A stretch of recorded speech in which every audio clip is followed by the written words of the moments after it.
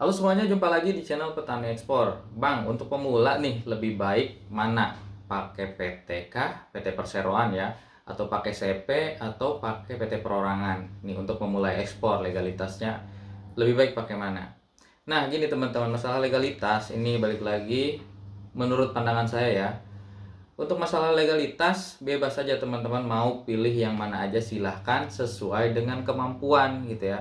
Karena kan ada biayanya tuh untuk pendirian PT Perorangan, untuk pendirian CP, untuk pendirian PT Perseroan gitu ya. Itu kan ada biayanya. Nah, kita mampunya yang mana gitu ya. Jangan sampai memaksakan diri juga gitu ya.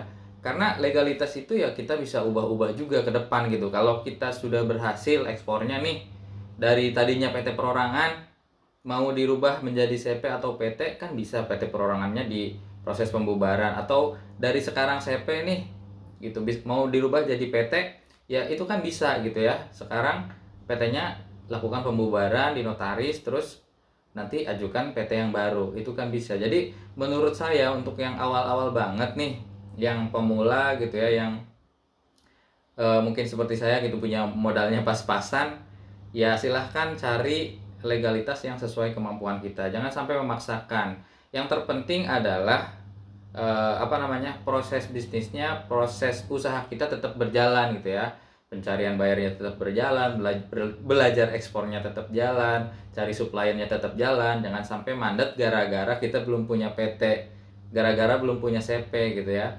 Padahal kan kalau SDM-nya sudah mumpuni, maksudnya secara pengetahuan ekspornya sudah kita kuasai, ya tanpa PT pun, tanpa legalitas pun kan bisa pakai undername dan lain sebagainya. Jadi yang terpenting sebenarnya menurut saya eh, ilmunya aja dulu gitu, kemampuan kita, pengetahuan kita terkait ekspornya aja dulu yang ditingkatkan lagi gitu ya.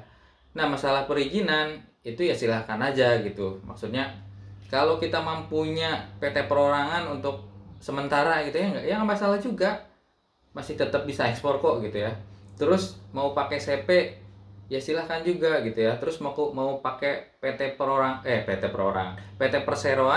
yaitu lebih bagus gitu, karena kalau kita secara finansial, secara modal sudah mampu untuk mendirikan PT. Nah, kalau saya pun pribadi sebetulnya kan sekarang masih pakai CP nih, bahkan ada 2 CP yang saya punya nih, maksudnya yang saya urus gitu ya.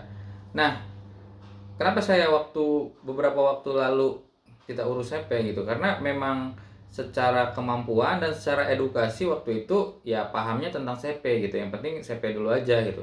Nah, sebetulnya kalau sekarang saya akan mendirikan perusahaan, ya lebih enak pakai PT perseroan ya, maksudnya PT yang besar. Karena gini, tolak ukurnya adalah perusahaan-perusahaan besar di Indonesia itu pakainya kan PT semua gitu. Jadi buyer akan lebih percaya tuh ketika melihat di website kita, di platform media sosial kita. Ketika melihat nama PT pastinya akan lebih percaya. Jadi seperti itu teman-teman. Untuk masalah legalitas silahkan disesuaikan dengan kemampuan masing-masing. Kalau ada duitnya cukup buat ngurus PT perorangan, ya nggak masalah, silahkan urus itu. Atau ya duitnya cuma cukup buat urus PT CP, ya silahkan, yang penting ada gitu ya. Atau memang sudah bisa untuk urus PT Perseroan, ya itu lebih bagus gitu teman-teman. Jadi jangan sampai memaksakan ya, jangan sampai memaksakan kita mau eh, berpikir untuk langsung bikin PT perseroan gitu, tapi secara modal belum cukup. Ya kalau mau seperti itu ya nggak masalah juga, maksudnya kita pelajari dulu tentang regulasi dan lain sebagainya gitu ya. Atau mau sementara pakai PT perorangan ya nggak masalah juga gitu, nanti bisa diganti. Pokoknya jangan sampai satu kendala membuat kayak mental block gitu ya, jadi menutup pergerakan kita gitu. Jadi kalau kita beralasan kita belum punya legalitas, belum ada CP atau PT, jadinya kita males gerak gitu, atau nggak gerak-gerak, ya itu agak susah, jadinya kan mental block gitu ya.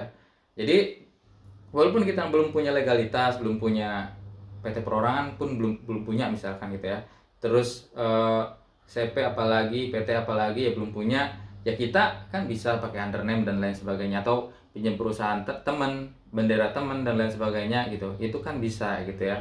Jadi hal-hal seperti itu jangan sampai membatasi kita untuk terus bergerak, untuk terus action, untuk terus melakukan tindakan dari apa yang sudah kita pelajari dari sumber-sumber yang teman-teman pelajari gitu ya, seperti itu. Jadi kalau untuk masalah legalitas nggak masalah, silahkan sesuai kemampuan gitu. Yang penting kita terus jalan konsisten itu ya gitu. Jadi untuk masalah PT CP atau PT perorangan nggak masalah sih. Maksudnya PT perseroan silahkan kalau mampu, kalau nggak mampu ya jangan dipaksakan gitu teman-teman. Terima kasih, semoga ada gambaran. Kalau ada pertanyaan-pertanyaan lain seputar ekspor, silahkan tulis di kolom komentar. Atau ada pengalaman dari teman-teman, boleh juga ditulis di kolom komentar untuk gambaran teman-teman yang lain yang sedang belajar ekspor. Terima kasih, sampai jumpa di video berikutnya.